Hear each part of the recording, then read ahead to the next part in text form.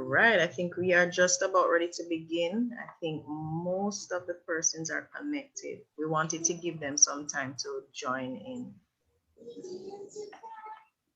so that they don't miss anything. So just to open out, I like to open out with prayer. So just a short prayer just to open up the session before we get into our first presenter, because we want to get right to the meat of the matter. All right, so let us pray.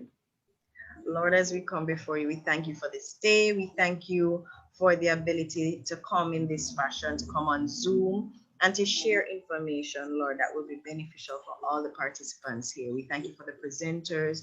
We thank you for the information they'll be presenting to us. We thank you for your grace and for keeping us safe thus far.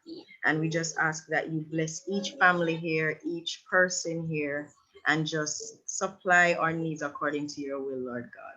Anything we fail to ask, fail not to grant. In Jesus' name we pray. Amen. All right. So our first presenter is one who gains a sense of belonging by being not known as just an educator. He loves working with children and focusing on the people around him, growing personally. His journey began in Andrews, South Carolina, where he was reared and found the passion of helping others. While most of his efforts went towards the elderly and services of the church, it allowed him to connect to his dream of becoming an educator. In high school, he read a poem called The Road Not Taken by Robert Frost and was empowered by the last two lines, which made all the difference for him. He is a man of many failures, but viewed them as lessons. While being a student of Clemson University in South Carolina, he was led to a program that impacted his purpose, the Call Me Mr. program. Uniquely, his first exposure to teaching without guidance of another certified teacher was in Costa Rica at a bilingual school. Upon returning, he entered the profession of special education with background knowledge in educating children who met the criteria under the IDEA as specific learning disability, other health impairments, autism spectrum disorder, emotional disability, speech or language impairment, and intellectual disability. While he prides himself of being able to get students out of special education by educating the gifts which lies within the child, he humbly ensures that students, they are better because his efforts and moral values. Now bringing you experience from an educator of elementary school students, middle school students, college students, pre-service teachers, and administration at the elementary level, here is Mr. Chandler. Hello, everyone.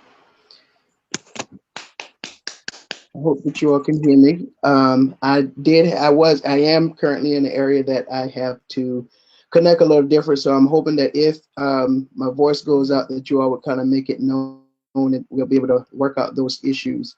I wanted to be able to share my screen just because I know sometimes it's better for you all to have some things visually. And so if that could be enabled for me. If not, I can continue to talk.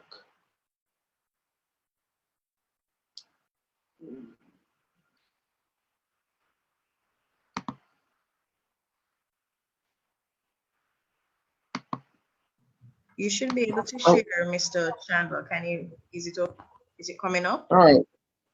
I'm not sure if you all are able to see this. Can someone just let me know? Your screen. All right, so I would like to start off this conversation by just kind of calling this the hidden curriculum for COVID, right? This was a point in time, or the pandemic was something that no one actually saw coming. And so in many cases, COVID, what it did do is it exposed a lot of our weaknesses. It exposed our weaknesses as educators. It exposed our weaknesses even in the medical profession, and that kind of stuff. So this was an opportunity that we could have either taken it as a failure, or we could have taken it to even learn from. And so just as she already described, I'm Mr. Chandler. My name is LeManuel Chandler, but literally, I kind of just go by Mr. Chandler because at the end of the day, I wanted to be okay with just being known as an educator. And so I'm from Andrews, South Carolina. I did have the opportunity to teach at a bilingual school when I taught math and science. And so, I've had those experiences, but that's not as important as us trying to get some ideas and tips as we move forward in this educational realm. And so we already did the greetings. I am here to share two different parts of it with you, not to belabor your time, but I just want to talk about how we can improve learning experience. Can you hear me? I'm sorry. Can you all hear me? Yes, Yes, sir. we can. Oh, Yes, we okay. can. All right. So improve learning experiences for students and then communication with parents. And so I'm just going to go through those two parts, and I'm hoping that you all are seeing these transitionals as they are kind of happening before you. So let's talk about just improving learning. And what I did was I understood that right now we do have some students that are learning in different ways than they ever had to learn before. We have some students that are learning in home, which some of them could be, called our virtual platform, and then some of them are still in traditional schools, but not as traditional as it was before COVID, before the pandemic happened. And so it just with looking at some of the things at home, just assessing the certain learning environment as it relates to the personality of the students, we literally have some students that they can learn by just sitting on the bed because they'll do exactly what they're supposed to do, and they'll be attentive and that kind of stuff. But there are some of us that do not have those children with those personalities that's able to adapt to that kind of environment. So we really need to assess the learning environment that the students are in, and in addition to that, determine if it's really a good learning environment for our learners. And if not, what do we do about it? How can we fix it? And so that's certainly one tip. Another one, post the schedule in the home and utilize alarm clock features. I know that even though at our school we're still past the second 9 weeks and we're into the third 9 weeks, and we still have parents that still kind of have that area of confusion as to, well, I need to know where they're supposed to be and where they're supposed to be. And so oftentimes we have some teachers that will go over and beyond by printing several schedules or several logins and passwords, sometimes sending them all at one time, to make sure that the students are having those accesses that they need to be successful. So not being afraid to post those schedules in the bedroom or in the living room or wherever that learning environment is, even if it's in the car, because sometimes uniquely we have some parents that have situations where they can only shop one time a week and it's during the day and they have to take that child with them. And so making sure that the child is aware of where they should be and how and the tools that they need to be successful would be great. Plan for after school studying time. Literally, I think some of the biggest disconnect sometimes is that when students are at home learning, they kind of go to school during the day, and then after that, it's like, education is over. For us, when they were in traditional school, they would literally have the educational enrichment that they need, and then it would be some form of homework or something that's done at home. And so parents not forgetting about the idea that having that block of time after school to either practice more of the learning that they had or either just kind of complete some incomplete assignments would be a great way to improve learning at home. So at school, we just want to make sure we obtain and understand the schedules for all students, have an open communication with teachers and the school, and then we want to maximize on attendance. And I say that because I know that there are times when we expect our children to do what they should be doing, i.e. logging in and being in school and being in class. but sometimes that's not always the case. And so just being able to check through those things would be great. Some additional ones: make a decision with the end in mind. Already have an idea of where you think, as a parent, what do you think is best for your child? And so not to make a decision about what's basically happening now, but with the end in mind. Being willing to play new roles, because if you're at home, there are certain resources that your student may not have access to at home, and so sometimes you may have to be a counselor instead of a mama or a daddy. And sometimes you may have to be a tutor instead of just being a parent or a nurse when they injure themselves. And it goes to a whole plethora of information. We've had several times where parents kind of appreciated the profession a little more because the only thing they ever thought that happened was that teachers were just teaching, and not realizing the fact that teachers almost had to play several roles just to educate or to the benefit of one child. And so follow the students' attendance. I know at our school we do have parent portal, well, our district, we do have parent portal accesses. And so if there's a student management access for parents, we greatly support them being able to check that attendance and academics. And I did say biweekly as a minimum. You can do it as often as you would like, but it's very good that you can kind of look at those things biweekly.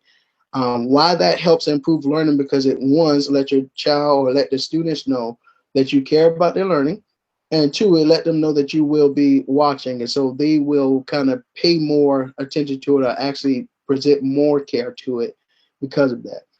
At school, it's always good, as the educational leaders, and I have to indulge into this myself, is understand the learning loss. I mean, the pandemic started last year around, I guess, March for us, and I imagine it was a different timeline for different places. But understanding that learning loss, and then understanding how to support those caregivers in the home to help those children with doing that. And so at our district, we do use an assessment to kind of identify learning gaps. And then we also have deeply dives, which is really a deep dive into the data. What is the data telling us? What should we do about it? How do we fix it? Those kind of things. So being able to do those things in the school would be very, very, very beneficial. So at home, a lot of times parents, sometimes parents oftentimes forget that the teachers are being observed more now than ever before, because when you're live streaming into a classroom now, the teachers are really being observed every day, because in most cases the parents are watching, the parents are communicating the things that are needed, and things that may seem normal for teachers is not as normal as it once was. And so being able to have those discussions and understand what it's like to be a teacher and that kind of stuff would be a benefit. So be mindful of your communications regarding the teacher. A lot of times we do have those things where the teacher will experience having parents to kind of come online and basically tell teachers what they should do as a teacher, but then they're also not willing to take back what they should do as a parent. And so my advice that I always kind of say is be careful how we communicate the things that one should do, especially in the presence of children. And so if we want to improve the learning, one thing we could do is make sure that there is a communication relationship, a communicative relationship between the parent and teacher, so that it doesn't give the child any form of excuse to deal with those things. So at school, tailor the children's instruction to help them master those skills, and become very good at video production and web designing and being able to use those computer applications like PowerPoint. And I know that we have several people that use Bitmojis. We had a teacher to actually go around and show others how to use Bitmojis, not because they were just great, but they knew that it was a key recipe in order to getting students engaged and involved into learning. And so some of those teachers has even extended that to even show their students how to do it, so that it becomes a more learning kind of platform. Communication with parents. We use several different things. We use a Remind app, especially when it comes down to technology and that kind of stuff. There are times where parents are able to communicate on an app, but they they just may have something that's small and minor that just needs to be addressed. And so we've used those things, but there are also several different other things that can be used to communicate with parents. Um, right now, especially on this platform, one of the hardest things that it is that we are able to, or that we have trouble with doing, is being able to build relationships with parents. And so we do have to go back to having conferences, and we have had them. A lot of them have been virtual through using Zoom, like this platform, or Microsoft Team, or Hangouts, and that kind of stuff. But or even or some of the other just ways to kind of communicate. Now, I know on the whole school platform, we do use School Messenger, because School Messenger is a way that we're able to connect with parents and teachers and students, because now our students have email addresses, and now they can be a part of that listserv too. So they see what we communicate to parents. They have an opportunity to ask questions, but more so, it has an opportunity for students to build better relationships with their parents by helping them understand the language or the or what we're trying to communicate, because sometimes it's not as easily understood as we may think. And so just being able to build relationships even during this pandemic time is certainly one of the best ways one of the best things we can do to even increase the learning of all. And I don't think that they stop in the middle to ask questions now. I think it's all at the end, but I just wanted to make sure that you all had the opportunity to ask questions. For some reason, the U was left off on this. I'm not exactly certain why, but it should be EDU. I will re-update this and make sure that you all have it in the event that you need me. Thank you for your time, and that is all I have at the present time. Thank you so much, Mr. Chandler. Thank you so much. If there are any questions, we normally would leave the questions for last, but if there are any questions, remember you can put it in the chat and we can address them as the presenters are here. So if there are any questions, I know particularly there are some educators in our midst, so please post it in the chat.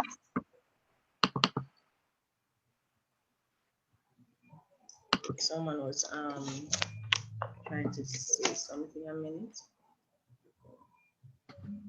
Crystal Palmer, were you going to ask a question?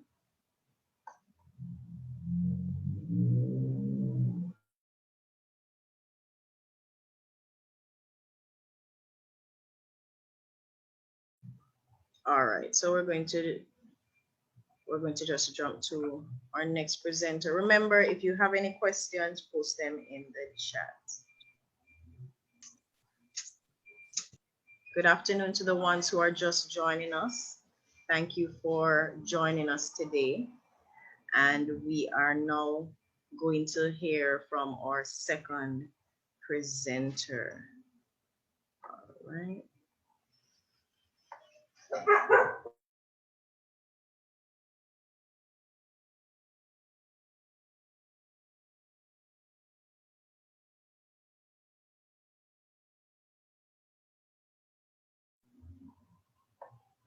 All right, so our second presenter hails from Jamaica, and I'm really, really, really excited to hear her as well. Let us see if we can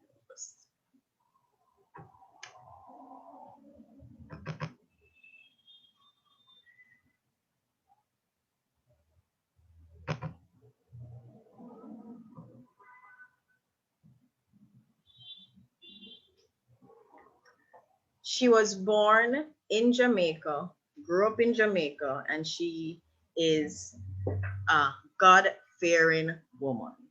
All right. She grew up in the Garden Parish of St. Anne, Jamaica, and attended the Charlton Infant, Charlton Primary, St. Hilda's, and York Castle High School in Jamaica, where she was a very active student. She became a student council representative and prefect, at York Castle High School. Now, I don't want to delve too much into, all of the accolades and all of these things, but I wanted to go straight into her experience. She began teaching at Brownstown Primary in September of 2014, and she was there for 8 months, but needed to accomplish her dreams working in special education. So she applied and began teaching at the Michael University College Child Assessment and Research in Education. For persons in Jamaica, we know that is CARE, CARE Center, which is very popular here in terms of special needs. And I know that we have some Myconians here. So big up to Michael. Yes. She has taught at the center for almost 3 years and has helped students who were believed to have learning disabilities. And she was able to help them to realize that life has more possibilities than limits. She then wanted to experience a different culture outside of Jamaica. And as a result, she applied for the Work and Travel Program, Education Partners International, and she was accepted and came to the United States in 2018. She has been employed to WA Perry Middle School since then. Her guiding philosophy is, if I could help somebody as I pass along, then my living will not be in vain. Her favorite quote is, life has more possibilities than limits. She believes that irrespective of disabilities, there are no boundaries. Possibilities are endless, and she will continue to strive to maintain and make better her purpose here. All right, so please make welcome Mrs. Sheonne Carter. Good afternoon, everyone. It is really a pleasure to be presenting this afternoon. And I am going to be sharing my screen. It's nice to see you all my friends. And to those of you who I don't know, you are now my friends, okay?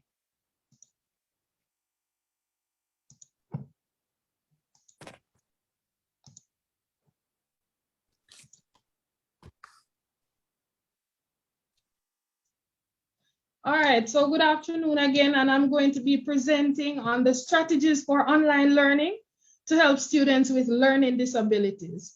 And no doubt we can use this in other areas. It doesn't necessarily apply only to those with disabilities, okay?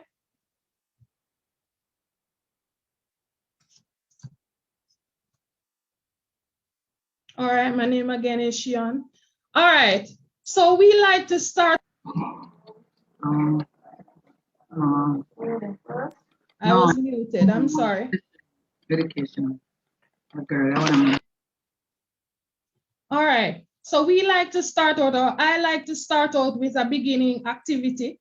And so this afternoon, we're gonna be doing some riddles. But what is gonna happen, I am going to read the riddles on the right, and I will call on persons to respond to me, all right? Let us see whose name will be chosen. These names were chosen at random as I saw persons entering. So I'm gonna be using this, all right? If it falls on your name, I'm gonna call on you and you're gonna respond to find what is the answer to the riddle.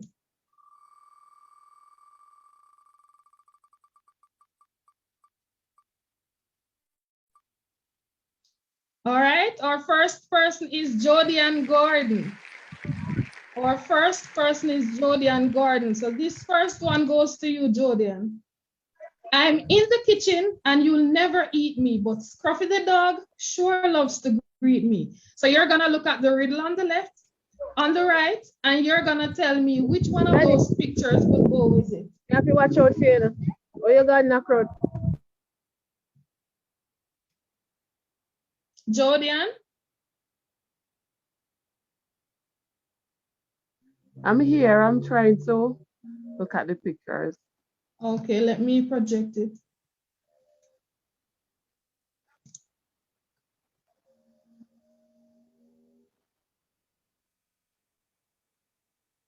So I'm in the kitchen and you'll never eat me, but Scruffy the dog sure loves to greet me. You can just look to the left, and whichever number it is, just go ahead and tell me. Oh, number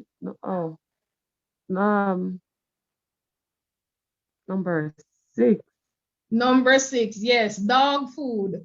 All right, awesome. So I'm gonna do it one more time using Wheel of Names, and that is something that I like to use with my kids. It selects kids at random, and then they participate at different intervals throughout the lesson. All right, so that is something that I really use.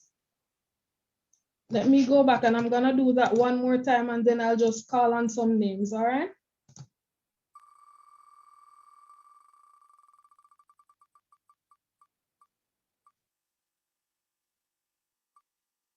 Next person is Janiel Cole. Daniel Cole. So I'm going back to the PowerPoint. Your question is, Miss Cole, give me a tap and I'll give you some suds. I come in handy when you're covered in mud. Give me a tap and I'll give you some suds. I come in handy when you're covered in mud.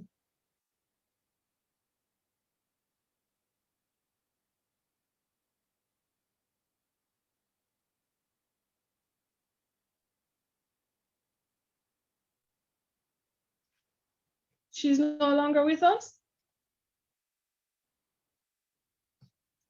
All right, I'm just gonna call on someone else. Miss Carol Turnbull. Miss Carol Turnbull. So you give me a tap and I'll give you some suds. I come in handy when you're covered in mud. Miss Turnbull.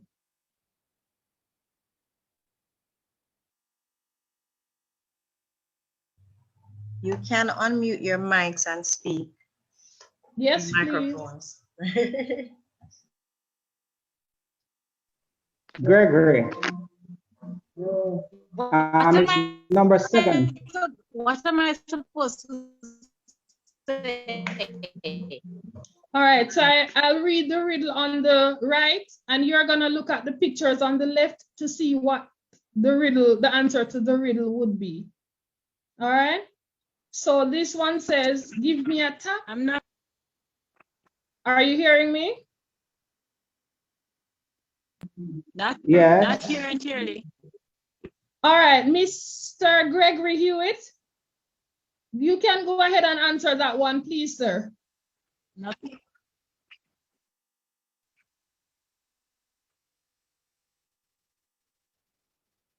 No response? All right, going down the list again. Miss Janiel Thompson. Number 7. Miss Duncan, are you gonna answer? Number 7. Number 7, all right, yes. Or one is hidden, it could also be number 14, all right? All right, last one. I'm not gonna go through all of them, but the last one goes to Diana. Wow. Hey, Diana. This one says, I get cold, but my door twin gets colder. I keep food fresh and help it from getting older. Miss Diana Waugh. Number 10. All right, so somebody answered for Diana, but thank you. All right, thank you. All right, so this is something that we normally do to begin our lessons. We start out with something, it may be related to the lesson that we are doing, or it may not be related to the lesson that we're doing, but it is sometimes better for you to do it in relation to the lesson you're doing, and that will set the pace for the class. If you have some type of interaction before you actually start, then the kids no doubt will be engaged. All right, what I want you to do from time to time, I will say to you, give a reaction. You're gonna select the reaction. You're gonna tap on the reaction, the word reaction, and you're gonna choose a reaction based on your choice when I give you the go ahead to do so, or when I ask you to do so. All right, so this is a Bitmoji classroom that I had set up at the initial stage at the beginning of the year. And thanks to Miss April Morgan, who is on here, she actually taught me how to do the Bitmoji classroom. And this is something big that the kids really look forward to. All right, so what I do is basically create a PowerPoint, and the PowerPoint that I create, I add some enhancements to it. I do put some hyperlink into it. I put some videos just to make it interactive. So what happens is that whenever I run my hand over any one of these, it points me to something, all right? And this first one is gonna take me to a video when I actually click on it.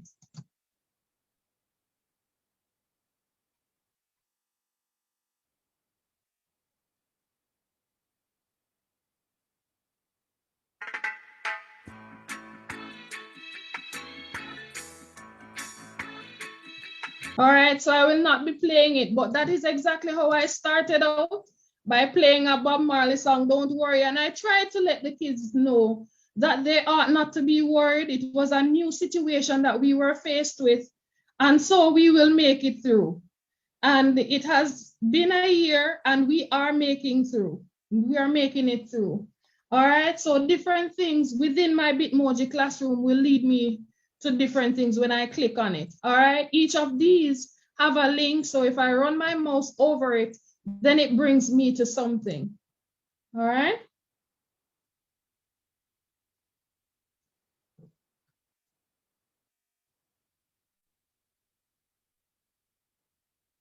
All right, before we do, if you're still with me, I want you to go to the reaction and you're gonna give me a check mark. If you're still with me, I want you to go to reaction and I want you to give me a check mark, please.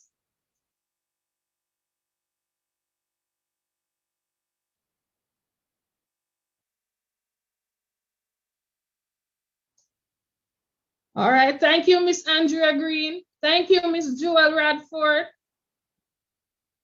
Thank you, I'm getting some thumbs up. All right, thank you so much. And this is one of the ways that I can see if my students are still with me or they have walked away from their computer. And trust me, if we don't enforce rules and procedures at the beginning, they'll surely walk away from their computer. They'll be doing other things while they are at home, all right? So let's talk about some barriers now to education or to learning. All right, so when you look at this picture, I want someone, anyone, please use the raised hand feature. Please use the raised hand feature. Do not answer if you have not raised your hand. You have to raise your hand, wait to be acknowledged. Now you're gonna tell me, based on the picture that you see on the screen, what does that mean to you? Based on the 3 pictures, what does that mean to you?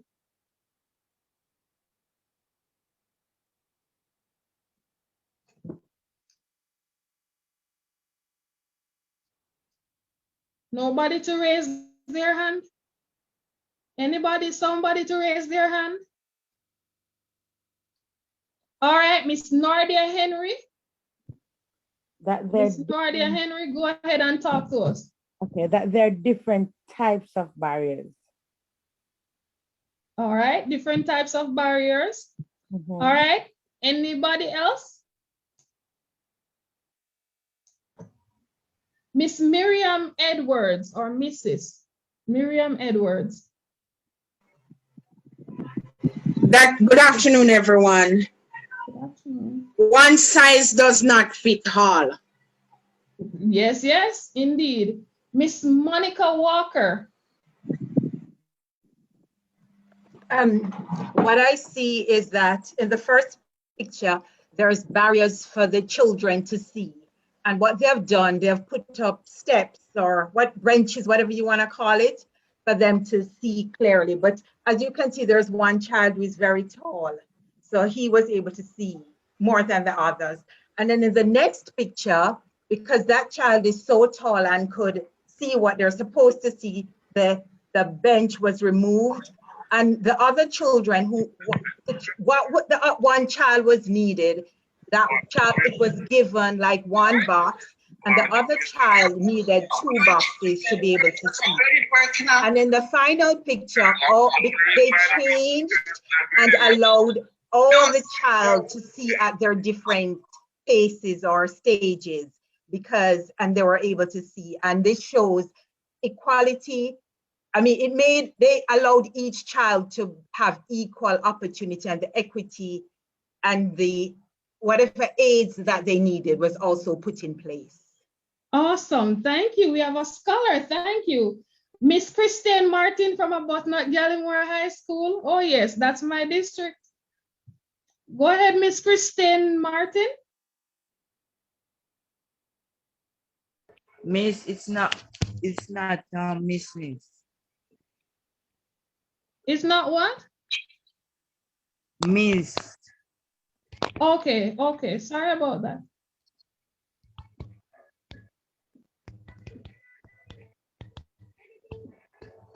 You can go ahead. Go ahead, Miss Martin.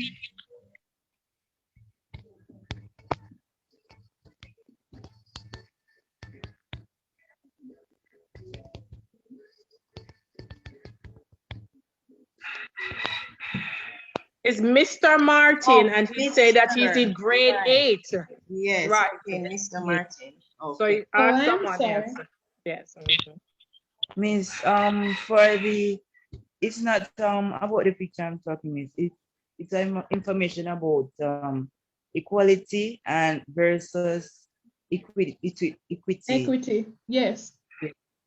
Miss, is it the equality, Miss, is typically defined as treating everyone the same and giving everyone access to the same opportunity. Meanwhile, equity refers to the proportional representation by race, class, gender, etc. in those same opportunities. All right, thank you for those definitions. Thank you for those definitions. So as you saw in the first image, two persons were able to access the game, to see clearly the game, but there was one person who had no access to it, all right? However, they were all being treated equally because each of them had something to stand on, all right? Now in the second image that we see, different supports were given. So we realized that whereas the third one to the right was not able to see the game, we do see now where he or she now has access to it. Now the third one is the one that I really, really love, because what this means is that they have removed the barriers, all right? So the supports that may be given, there are accommodations or modifications that may be done in order to help our kids to maximize their potential, all right? So I want to ask a question. All right, could you mute yourself, please? Thank you.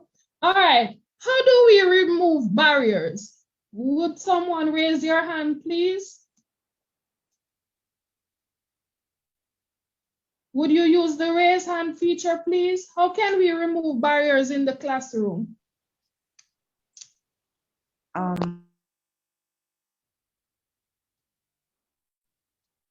Someone raise their hand? I'm checking from my phone. All right, Miss Carisha Brissett.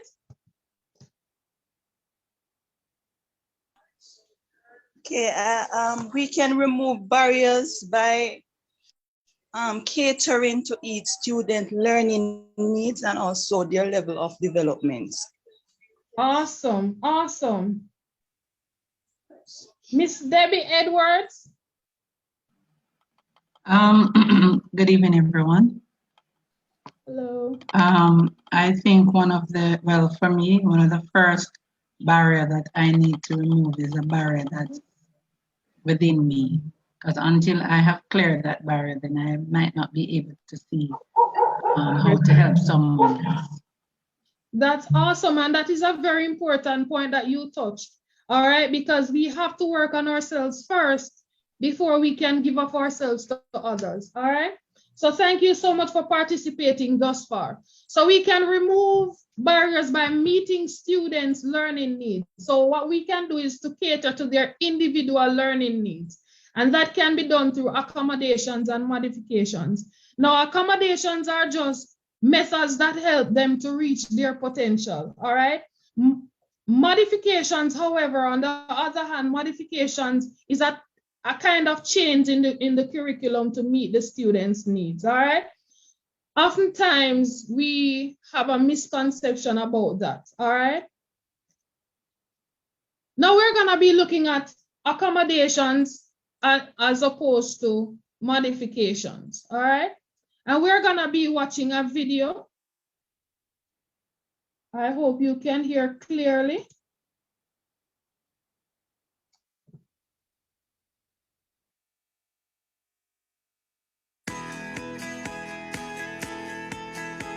Are you hearing clearly? Would someone unmute yourself and let me know, please?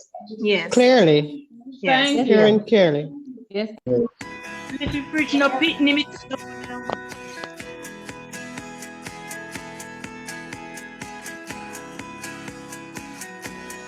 Miss.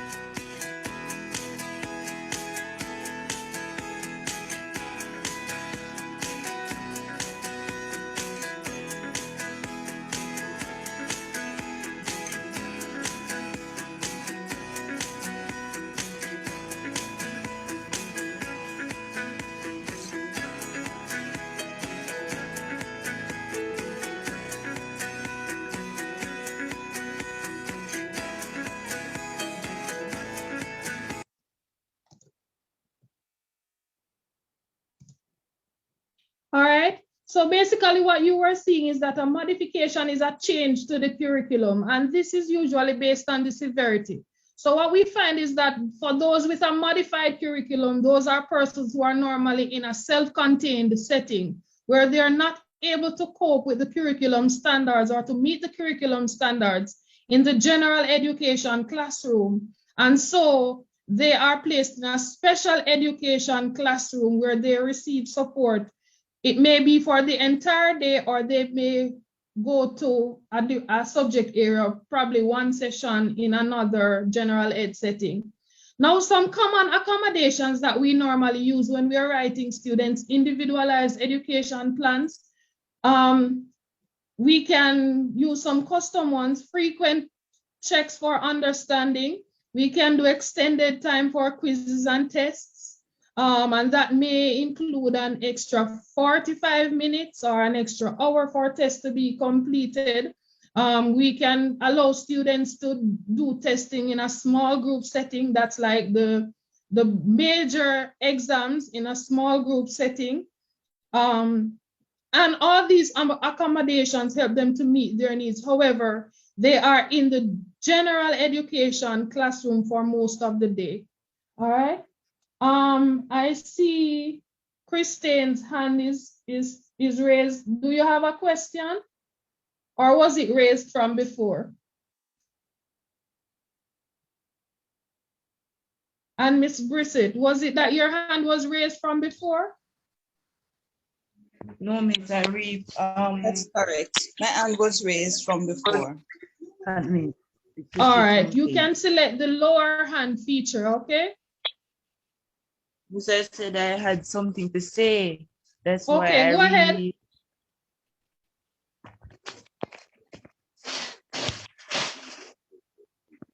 Miss, about the modification, Miss. Miss, it changed what is the learned, and therefore change the content of the grade specific curriculum, Miss.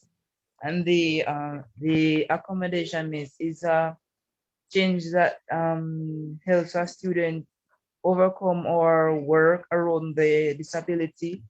These changes are typically physical or environmental changes. All right, awesome, awesome. Thank you so much for your insight. Thank you so much. Now you can lower your hand, all right? Thank you so much for your input.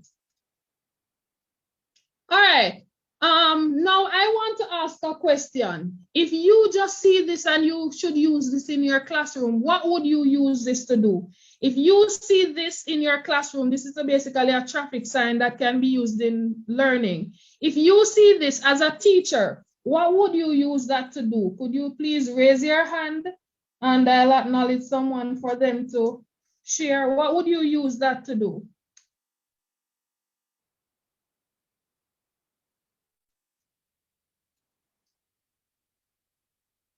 Anyone? All right, Miss Debbie Edwards, what would you use that to do in your classroom? Okay, just brainstorming here. I could use it if I'm teaching colors, and maybe it's I just might be thinking of just doing 3 colors. I could use it to teach a concept. I could use it like if we're doing like, you know, like for task analysis, and so you can use it step by step, step by step. I had another thought, but it leave me, so I'll give somebody else another chance. All right, that's okay. Thank you. That's okay. Thank you. Anyone else? It could use to also assess students. Good afternoon, Janelle Thompson. Could use to also assess students assess students to find out if they understand the concept that is being taught or they're on the right path. Awesome, exactly. And this is something that I have literally posted in my classroom, and I use it. How I normally do it outside of the online setting is that each of my kids, they'll receive 3 colors. They'll receive the red, the amber, and the green. They'll receive it on some fudge sticks, all right? And throughout the lesson, the red, if they hold up the red, it means that they are not understanding what I am saying or what I am doing. So it means that I have to pause for a moment, see what they understand, and then I can move on. There are some persons who may be on track or they think they are getting there, and so they may choose to raise the amber.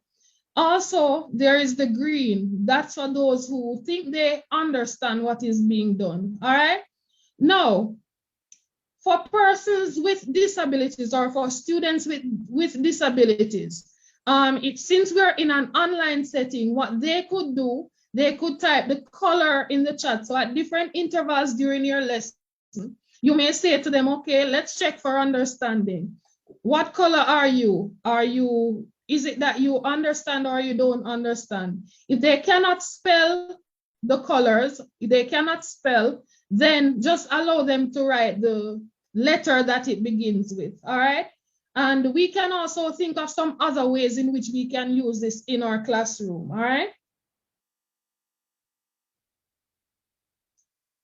All right, now we know that there are some barriers as it relates to distance learning, and I want to let you know that it is not just Jamaica, it is everywhere. It is everywhere. I was of the misconception that, hey, it would be a walk in the park, it would be easy, you know, because of where I am. Oh no, there are challenges that exist everywhere, all right, as we go through such a pandemic that we've never seen before, all right? Now, we can brainstorm some ideas. What are some barriers to the online learning that we know and that you are faced with as teachers? What are some barriers that you are faced with? I don't know if it is that some persons don't know how to use the raise hand feature, and so I'm gonna give two persons an opportunity to unmute yourself and state your name, and then you can respond to the question, all right? So the question goes, what are some barriers to online learning for students irrespective of disability? All right, so anybody just unmute yourself and talk to us.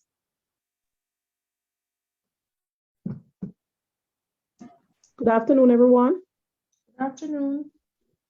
Yes, I think there are some barriers because some of the students who doesn't read well refrain from going online to do the work because they are afraid and they can't even log on to remember that email address that the ministry provided for them.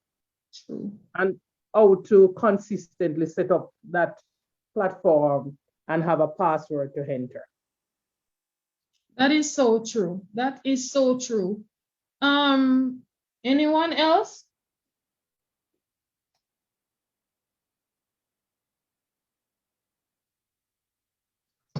All right, I'm gonna be moving as time is going. All right, so these are some barriers that I found. Socioeconomic status, being in areas where they aren't able to access the resources that are needed. Persons are in some impoverished situations. So there are several barriers to the distance learning or the online learning. All right, now I'm gonna be sharing with you some common engagement strategies, and at the end of my presentation, if you would like this PowerPoint, I could put my email in the chat. You could email me and I'll be happy to share it with you. All right, so common engagement strategies will encourage critical thinking even with our SPED kids. For example, if I have 2 + 2 = 4, all right, I can create a scenario to say, all right, John says that 2 + 2 = 3. Mary says that 2 + 2 = 4. Who is correct? All right. And we can generate discussions based on this. Or we can do error analysis. And these are some things that I use generally in my class. We can do error analysis, and students can tell you where they think I have gone wrong. Now, if they are able to explain where I have gone wrong, your students have gone a lead and they understand the concept. They have grasped the concept that is being taught. All right. We can switch it up. We can dress up as a character during asynchronous learning. You can video yourself teaching the lesson so kids can go back to it. They can pause and play as they need to. All right. You can let students play the role of the teacher. And you find that when we were growing up, we used to play school. Okay. And what we realize is that if kids are able to mimic what the teachers have taught them during the day, it means that they have learned something, all right? And it's positive for us. Ask students to drop an emoji in the chat. Well, if you don't have access to the chat feature to drop put the emoji, you can use the reactions feature. If you're using Zoom, you can use the reactions feature in order to do it, all right? All right, some others do buzzwords. So if you're going to be sharing a video, give them some keywords that they're supposed to be looking out for as the video goes on.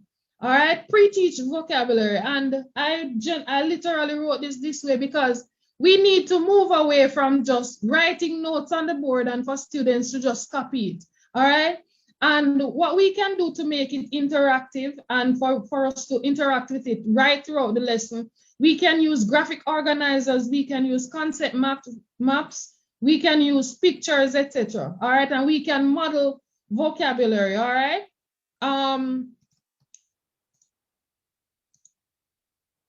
I don't know if you are able to see, if you're able to see my screen. I'm using a document camera to project how I would do a pictorial representation of modeling my notes. All right. So I do it in a pictorial way, and then based on what I do, we'll have a discussion about it. All right. Just thought I'd throw in that example.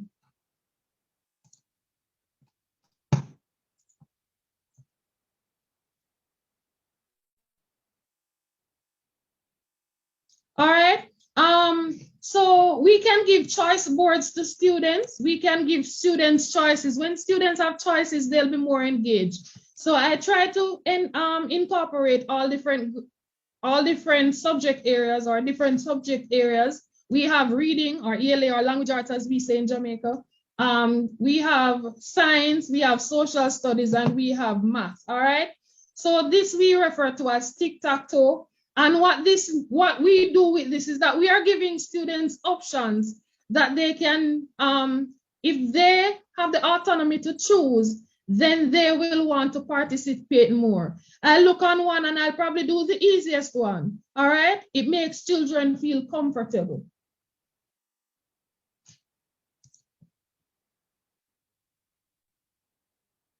All right. We were supposed to be watching a video, but we're going to skip that one.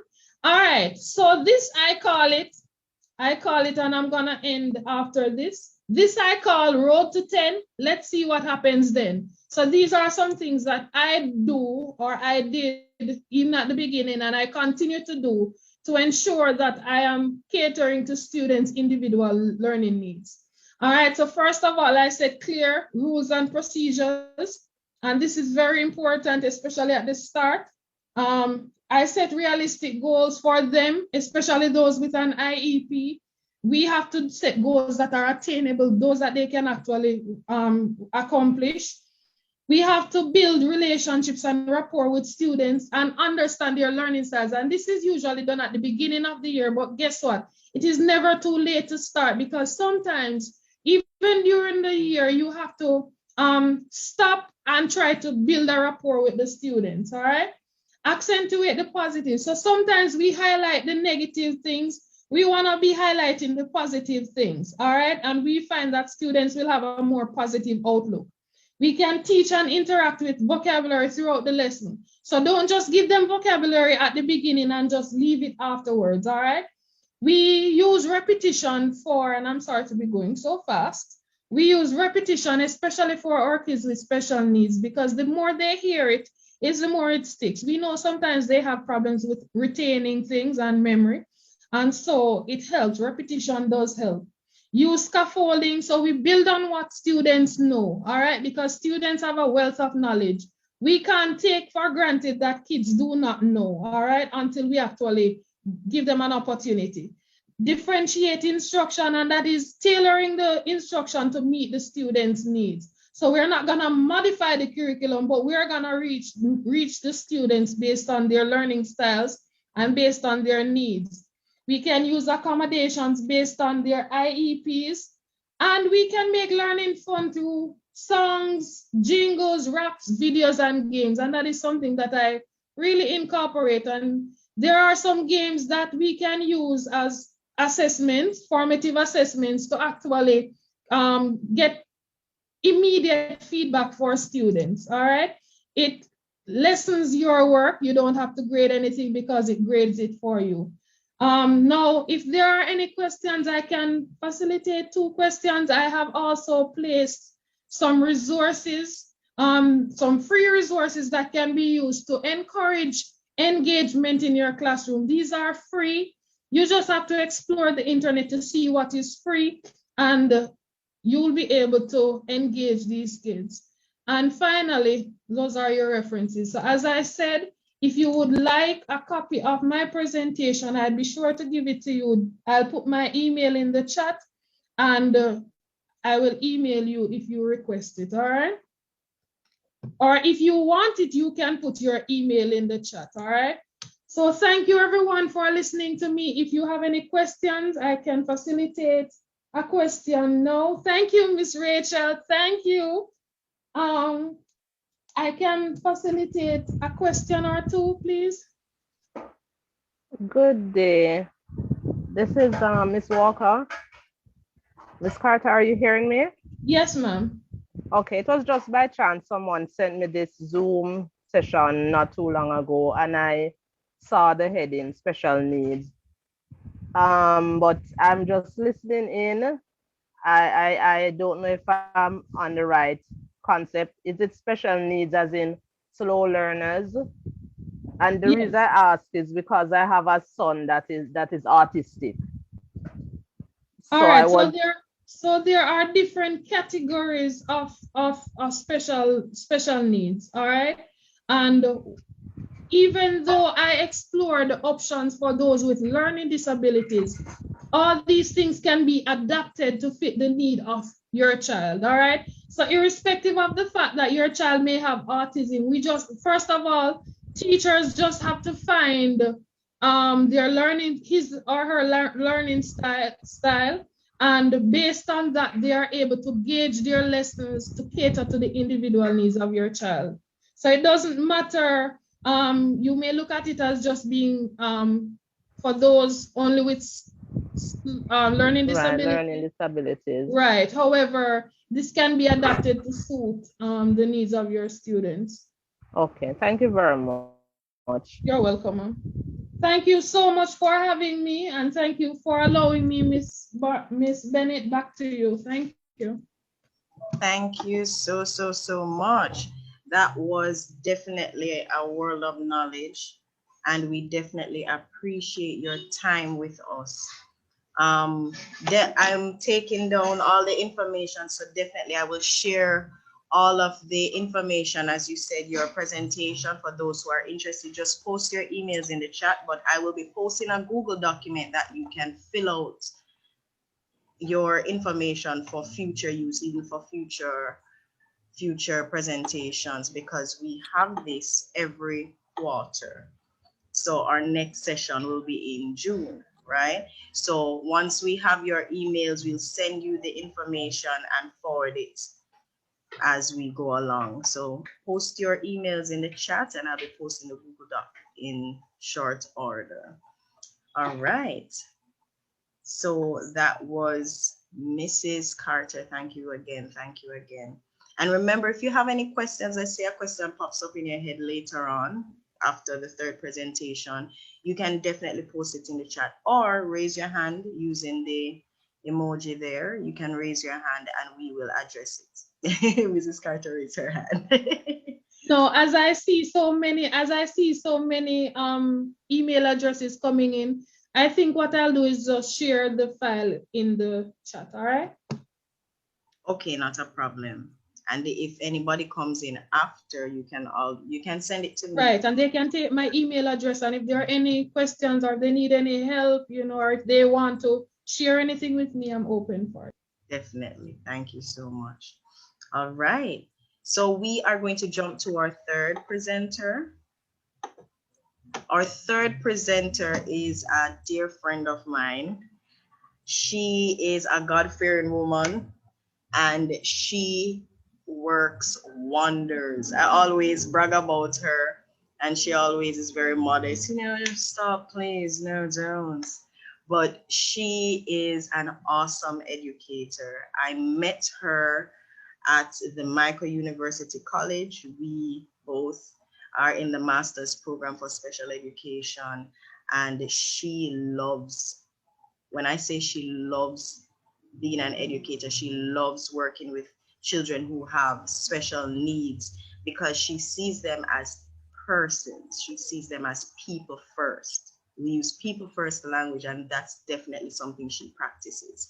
So she works at the St. Joseph Infant School, and she is the intervention teacher there.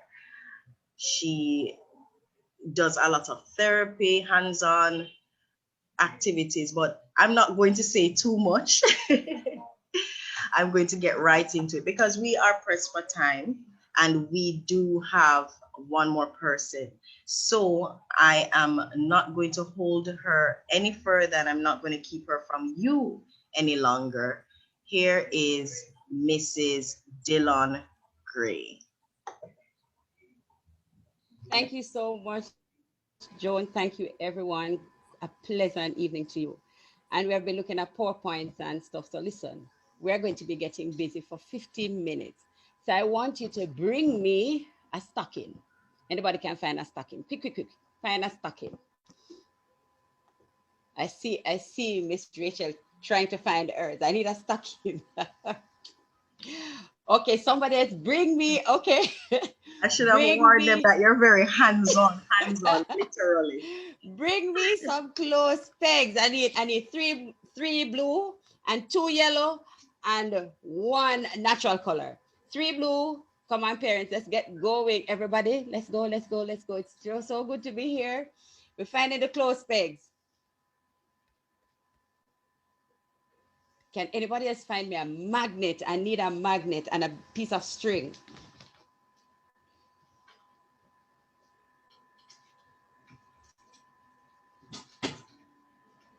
And I also need a ball. I need a ball. Can I get a chubby bottle or some water bottle somewhere around the place? Keep going. I want to gather up all of these things. How about a baby wipes box or bottle? A die. I need a dice. Somebody get me a dice.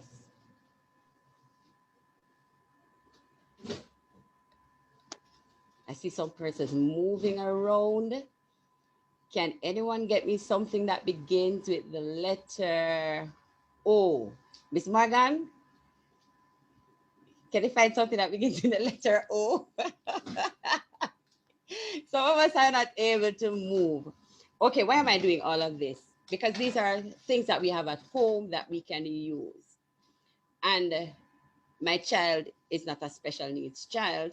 Yes, she is special needs, she has different needs, but it was frightening when my mother was a principal, also my father, who transitioned pretty much real fast from being a principal pastor into a child. And I had to find so many activities for her. Also, being an intervention teacher at St. Joseph Infant, I had to find creative ways for children to learn. And this is what I do pretty much. But one other thing is, I want us to remember, before we even get into this time of doing the activities, is to bear in mind not to think of our children as children with so much limitations, but children with purpose, with an ability that is unmatched.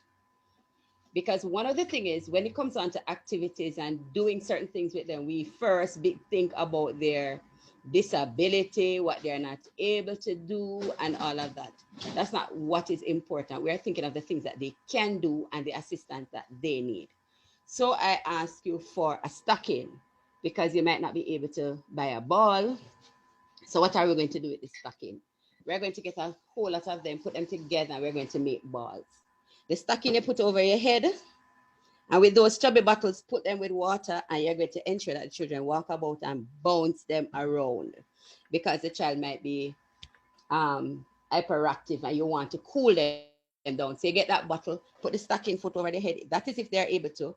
And when you do that, allow them, get the bottles of water and walk around, and they keep bouncing just to calm down. We can also make some gardens. At home, some of us might not have flowers, but you can create your own garden and allow your children to get into the garden and just calm down by looking at the leaves, looking at the petals, looking at the shape and all of that. All right. I have some stuff. It's not so much a PowerPoint, but I'll share it with you as I go on, because I keep putting stuff together So with the magnet that I ask you for, I want you to go fishing. Tie that magnet on a string. Use the one that is on your fridge. Let's go fishing. What are we fishing for? I have a container. And pretty much there are so many things in this one container that I use. I have letters of the alphabet. I have colors. I have strips. I have magnet in there. I have paper clips. I have word cards. All of these I put together, and it goes with me everywhere. Because if I want my child to learn a word or anything, I have these walking around with. If I need to do colors, these are craft sticks, the colorful craft sticks. And as our presenter before talk about use of the craft stick, you use this for counting, you use it for colors, you use it to make shapes, you use it for pretty much just about anything. So we want them to constantly keep engaged. You, if you're on a bus, we're not traveling much, but if you're at home, you don't need a big space for the child to be engaged. You have this and you are good to go. Also, we can create our own students at home. That lovely chair that you have at home. Talking with somebody, they said their child keeps swinging across the curtains. All right, we're going to modify the behavior by fixing that curtain nicely and put a chair in front of it and help the child to understand. Listen, this is your studio. The child might not be a talker, but we can allow this child to go there and sit in front of this curtain in a chair, use your phone. Yes. What you're gonna do is to videotape your child, and when you finish, show them the video. Because children like to be on TV, they like to be seen. The children love big stage. When I was little and they sent me on the big stage, it was one of the most wonderful things. So you put them on the stage in that little chair at home, allow them to sit, set up your drop back and fix up the chair, give them the rugs. These are just nice things that you have at home. Yeah, this is a bag. Give them something to talk about and allow them to express themselves using their rugs that you have at home, or even the t-shirts that is there. Have your news time. So in your studio, you're going to have so many things that are happening. Have a conversation with them, interview them, find out what is happening. Say, you know, how was your day today? And give them a mic. What can we use for a mic? Tissue roll. Get the tissue roll and put on a little top on there. The trash rooms that you have, put the top on it and decorate it nice. And we're sitting there, we're talking. How was your day today? And if they're not able to talk to you, listen, there are some feeling cards that we can make. We can make and show them what it is that we are talking about. Let me see if I can find some of the pictures. So while we're at it, we're creating an environment at home that is not boring, something that the children are going to love. All right. So the ball, I ask you to get a ball. Why do we need a ball? Balls are so important. You can paste items on the ball, and when you throw it to them, the child is going to catch that ball. If it's a word, if it's a math problem, so you throw the ball and on it lands on 2 plus 2. 2 plus 2 is what? 4. Or you can use the same old bottle tops that we have. We can create just about anything with those. I'm still trying to bring this up with some of the things that are there. So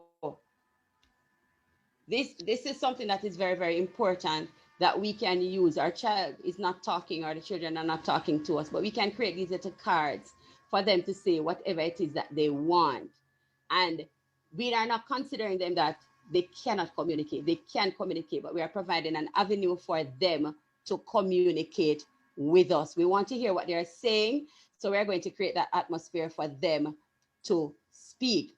Also, some of them are sensitive to touch, so we're going to create this little mat for them, and then we'll find out what it is that they don't like to touch, because some of them don't like the hard feeling, they don't like the soft. So we're going to create that so we'll know what it is that they like to touch and to feel. And then from there, we can create more stuff for them that they are going to enjoy. All right. Music, simple things at home. You can, in that same studio, in that little chair that you have, allow your put the water in the bottle, stone in the bottle, create the different sounds. Use cardboard. This can be cardboard that you can create a shaker.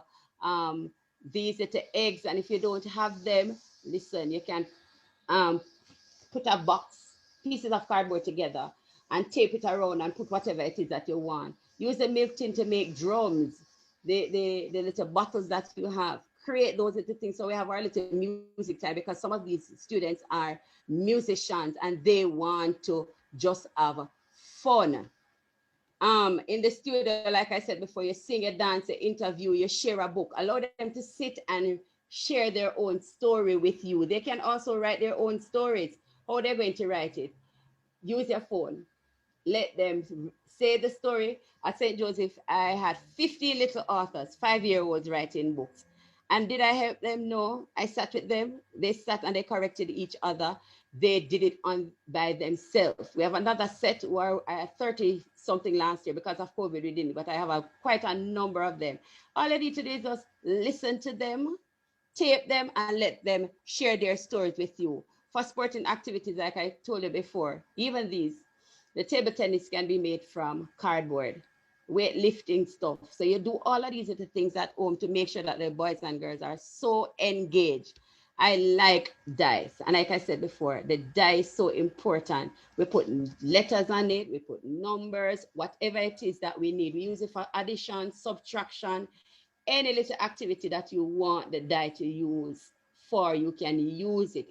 If it's to remember something, these little things are very handy around the home. I ask you to bring out the clothes pegs. The child might be having challenges with their grip or fine motor skills. Allow them a piece of cardboard to pin the clothes pegs around it. You can use it for addition. You can use it for subtraction. You can use it for design. The children will work wonders with the clothes pegs that you have at home. And while you're out there pinning up the clothes, ask them, bring me the red one, bring me the yellow one, bring me, and then count them and allow them to be helping you to pin. Create some little tiny lines even in your own space so that, miss, I don't have any space. Listen, we're going to maximize everything that we have to make our children comfortable. Also, bubbles. Bubbles helps with speech. So blow the bubbles. Get like a soap powder and a little thing and create your own bubbles. And you can also put paint into the mixture and mix the colors and work miracles. The red and the yellow says, and the blue and whatever, and you create those colors and allow them to use paper to go over the bubbles and create their own painting. Sometimes you can, face painting. Allow them to paint your face. It's good. You'll see the art that is inside of them. Or give them paper, give them canvas, give them paper towel to crush and create some different things that you have never seen. Make the roses and all of that out of it. Also, this is a memory game, and you can make this, use your cardboard, use your cartridge paper, whatever it is, and then you touch like the teeth. So I touch the ones that are at the end, and then the one at the triangle, and then the two eyes. And we hear that a lot of these children are not remembering a lot of things, but you sit at the table, you have two of these, and they're touching, whatever you want them to touch. They are not talking to you, but they are communicating because they are seeing what it is that you are doing, and we are letting their voices be heard. So we're going shopping at home. Can the children shop at home? Yes, send them, make up your grocery, make a grocery list. What you're going to do, those cans that you're throwing out, cut off the labels. Put the labels on there. We're not able to go shopping now, but we don't want, when it is that we come back to normalcy, the children don't know how to shop. So use up the same money you have at home and get the coins and everything so they can go shopping. Use the tables, or if you don't have a table, get a basket, whatever it is, and shop. So we're going to the cupboard and we're going to be buying tin mackerel. We're going to be buying flour, and we paste those little things or the words if they are able to. And we send them shopping. We're going to be cooking, and we ask them, listen, I want you to shop for me. I want to shop for dinner. So we're giving them a chance to make a choice of what it is that they want. Go to the bathroom, and they're going to shop for bathroom items by going in, picking up what it is that we need. Shop for vegetable. We're preparing chicken today, and I want you to go and get the things from the fridge, what it is that we're going to be preparing. We're going to be cooking. And for those who are at the lower end, we're going to be making A dumpling, C dumpling, car dumpling, whatever it is, we're getting them involved. Wash the hands, clean up the nails, and get them involved. Your rags, like I told you before, you're going to use those to create your own stories and all of that.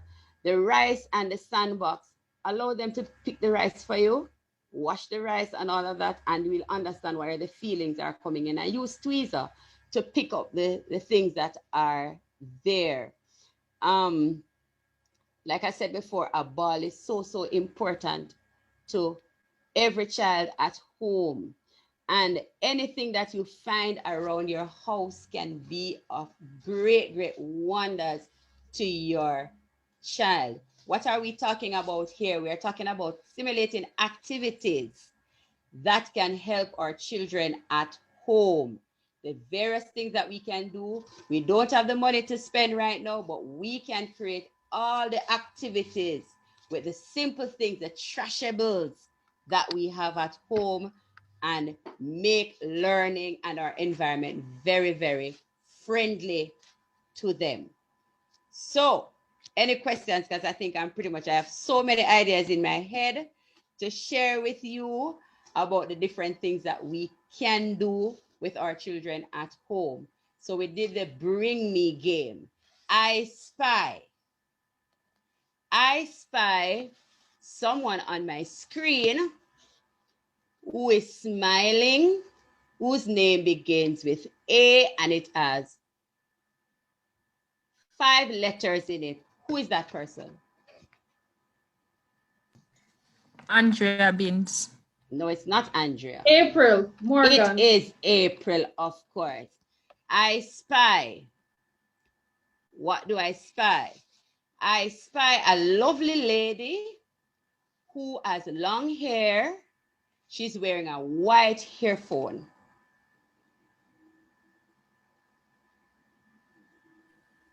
Miss Rachel. Yes, of course, it's Miss Rachel. I spy someone who has the letter D that begins their name and it ends with N.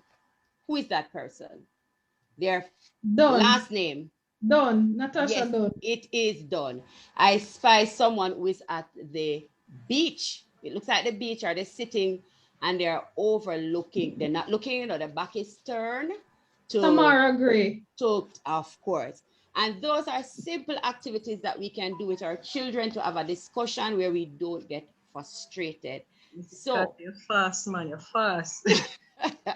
Yeah, I just said let me just hold back, because there's always that student who wants to answer everything. So I had to remind myself to hold back a while ago.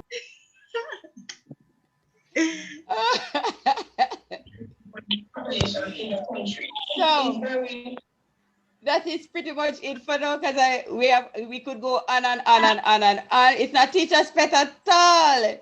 It's just that that child is ready and quick. And I say to you, if once we provide an opportunity for our children, they are going to get ready. Please be reminded that we have different types of learners. It's important that we try to understand how our child learn and what it is that they enjoy doing.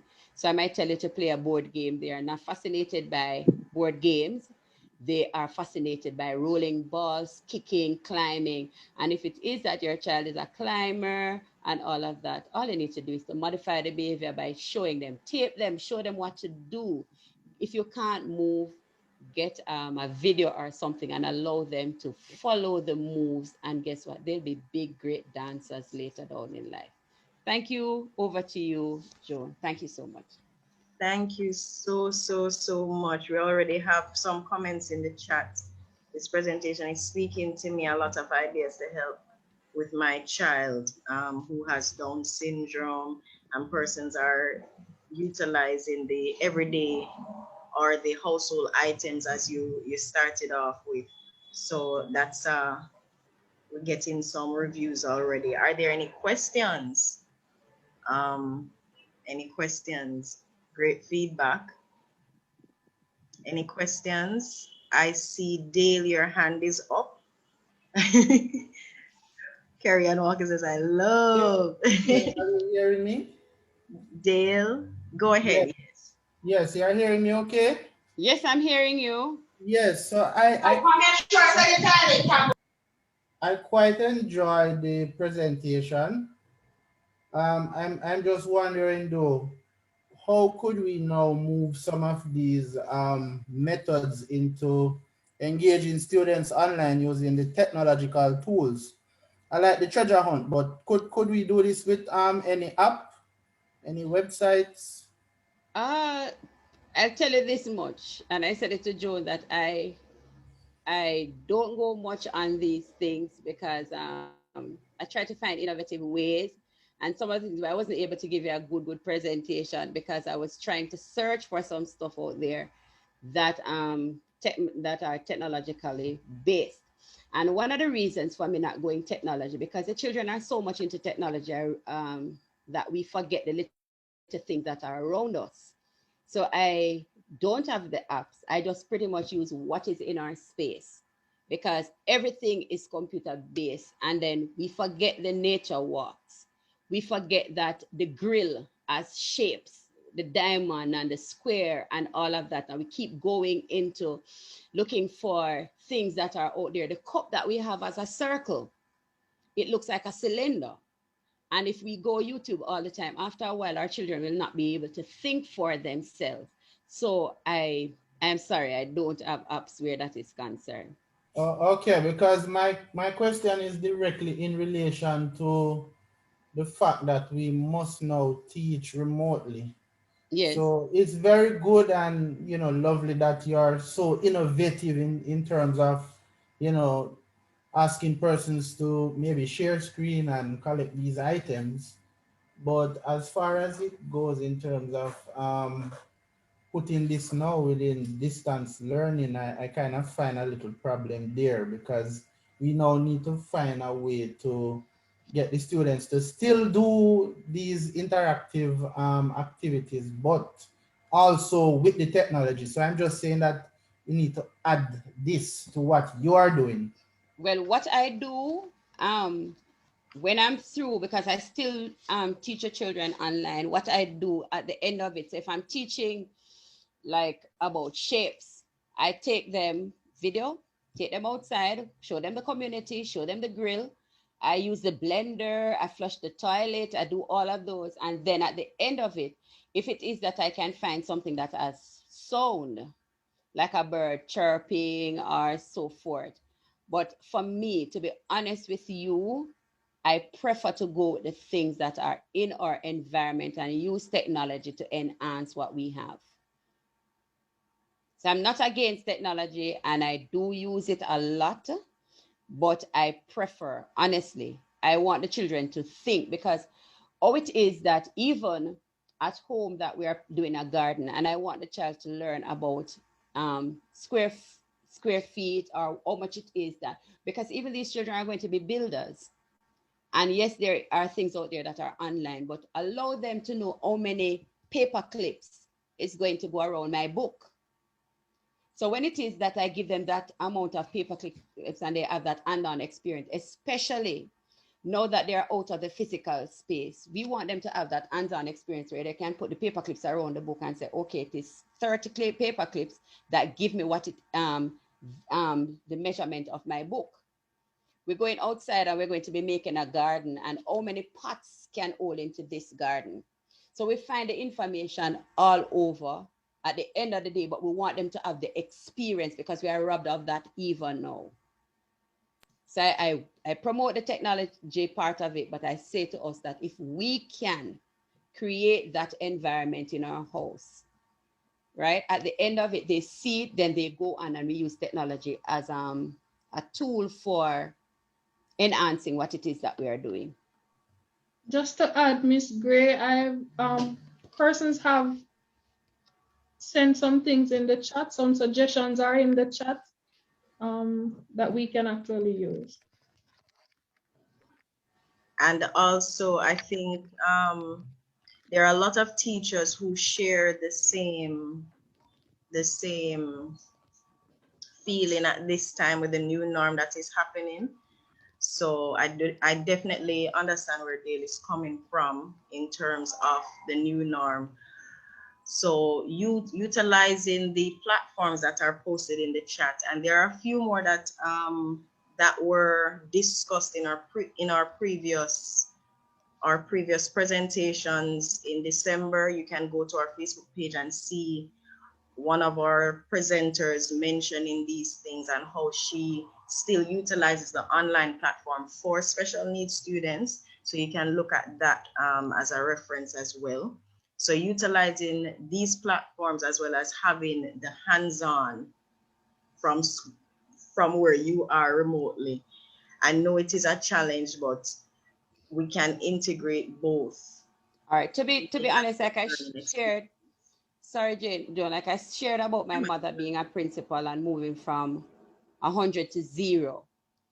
She would not respond and to anything that is technology. So I had her sitting, and throwing coins in a basin. I had her using the Play-Doh. Those are some things that technology will not give us. The squeezing and the touching. You see, socialization, technology will not give us that as well. That time that we spend with our children, technology will not give it to us. That moment where they're able to sit, we are using technological devices where they are going to be expressing themselves to us, sharing items of news. Technology is being used, but there are some things that technology will not give to us no matter how hard we try. That moment where they'll hug and they will share, like I said, even the shopping. Yes, we shop online, but we still want to, when they get it, what is it that they are getting? They need to know what it is they are getting. So we still don't want to lose the socialization part of life where we are not able to touch, feel, and have that experience, and replace it so much that even at the table when we're eating, we're there searching. We want to be sitting at the table and we can sit and talk as a family. We don't want to miss out on those, things that help us as a people, because they're not out there to socialize with their friends to know right from wrong. So we'll have to use our homes and us showing them what it is that they need to do.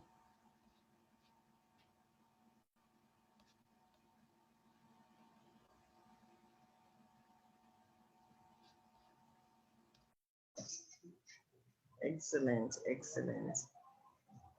All right, so we are going to turn over to our final speaker, but I'm really, really, really, really happy that Mrs. Gray could share with us. I am so, so grateful for all the presenters thus far. You all have helped in, giving hope for educators in terms of ideas and tools that we can bring to our classroom. So hopefully we can even hear some feedback from Dale, seeing how he navigates through this time, because it's really a challenging time now, not only for Dale, but for all of us. There are many things that even we as teachers continue to learn, and some of us may not be so tech savvy and all of these things. So it is a new norm, so to speak, right? So thank you so much so far to all the presenters. Our next presenter, we don't want to keep too much of your time, as I always say. No, it's a bit cliche. But our next presenter has so many credentials under her belt. So many. I see Mrs. Miss Morgan. Yay! Christine, you're saying something for the presenter? Miss, I said Miss Morgan. Yay! That's what I said, Miss. Oh, okay. Thank you. So she has many, many, many credentials under her belt, and I met her a few months ago, and she was able to share with us in our last webinar. So I am really happy to have her back.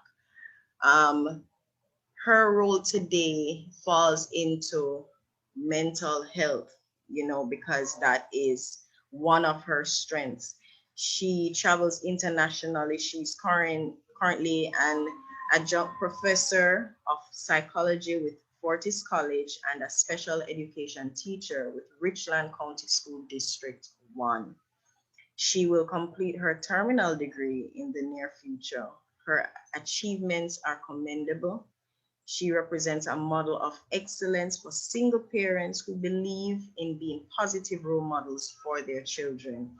Miss Morgan, as a single parent, continued advancing her professional and personal life while instilling in her son and his beautiful wife, other young people and their parents, the importance of remaining lifelong learners and obtaining academic success.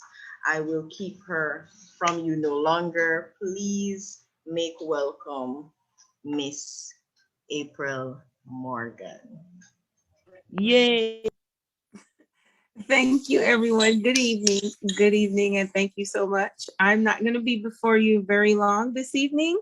One thing is I'm having some technical issues here, so I'm from my cell, and I'm hoping that you all can hear and see me. Thank you, Ms. Phillips. Thank you to your church for giving us this opportunity. I'd be remiss if I didn't thank my assistant principal, Mr. Chandler, who is on the line with me, and my colleague, Sheonne, who I met a few years ago when she came here to the States to be a teacher, and I found out she was from Jamaica, and I was so happy to meet her. And my sister's on the call this evening as well. She's a early childhood care provider there in New York City. She's from Jamaica, and the lovely ladies of Delta Sigma Theta Sorority Incorporated.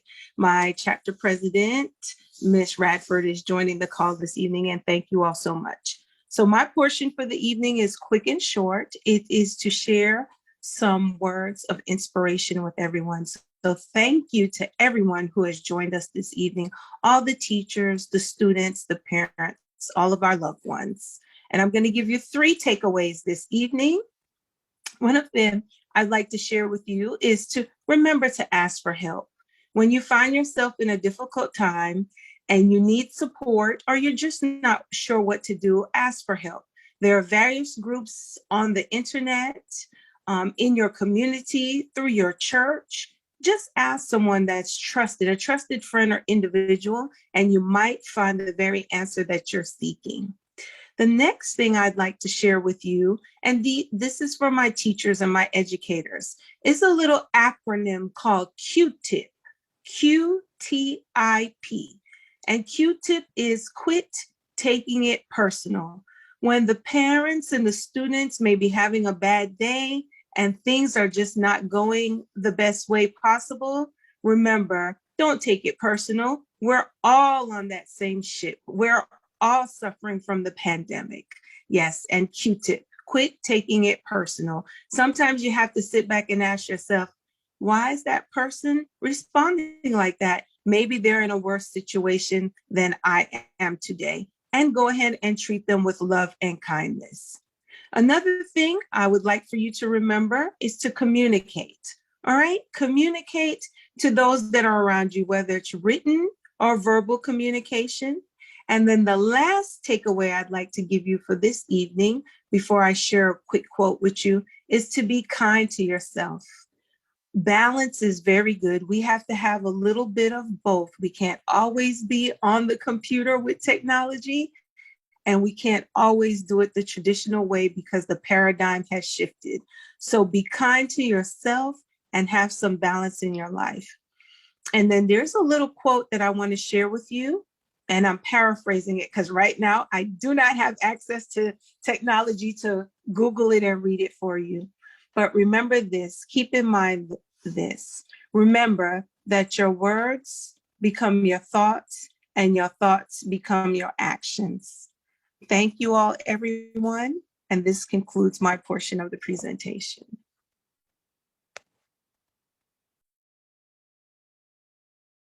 Yay, Miss Morgan. Miss Morgan. So much. Christine is saying, Miss Morgan.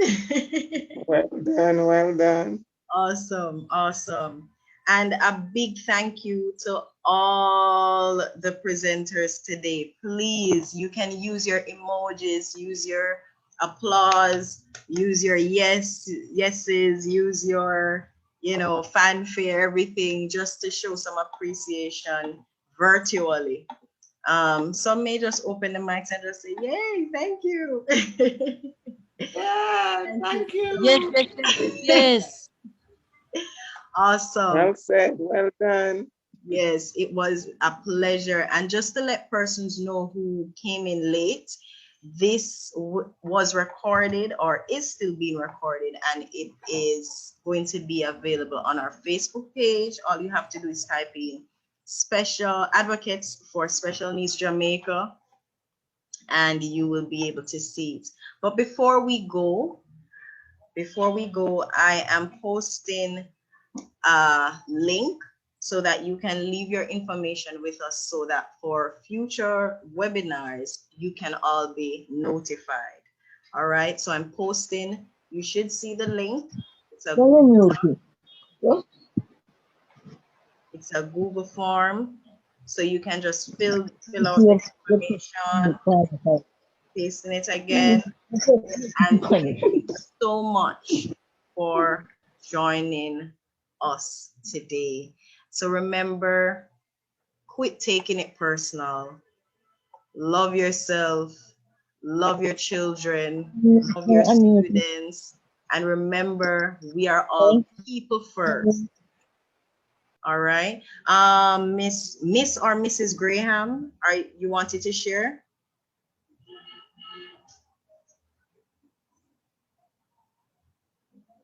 Miss Graham? No, she says no. All right. So thank you all for joining us once again. So we will close out this meeting. If there's any question, anything that you'd like to say before we close out the meeting, please do so now.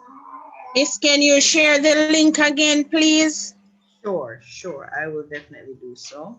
And I just want to say, if there's anyone who needs assistance that with activities and stuff, and you want to be engaged, just spending that time with your child, you can call me. All right. This is WhatsApp only though. 836-7866. 836-7866. I put it in the chat, and I say to you, anytime we can just talk and have fun, or we can play, you can play SOS after a conversation, or bring me and all these things. We can have fun being at home with our children. All right, fantastic. Okay, fantastic. Okay, and Miss Morgan has posted her email address as well. And for those who are interested in getting the presentations, the PowerPoints, we will make that available to you all. So please remember to hit the link that is there. JPEN Studios just posted it. Please click on the link and leave your information with us. Just fill out the form. It's very short, so that we can keep you updated, and anything that we have, resources and all of that, we normally share it with our parents and our teachers in the all right. So thank you so very much. Have a wonderful evening, and remember, keep and bless. Good night. Thank you. Thank you. Everybody Thank you. was great. Thank you, everyone. Much. Thank you. Very informative. Bye.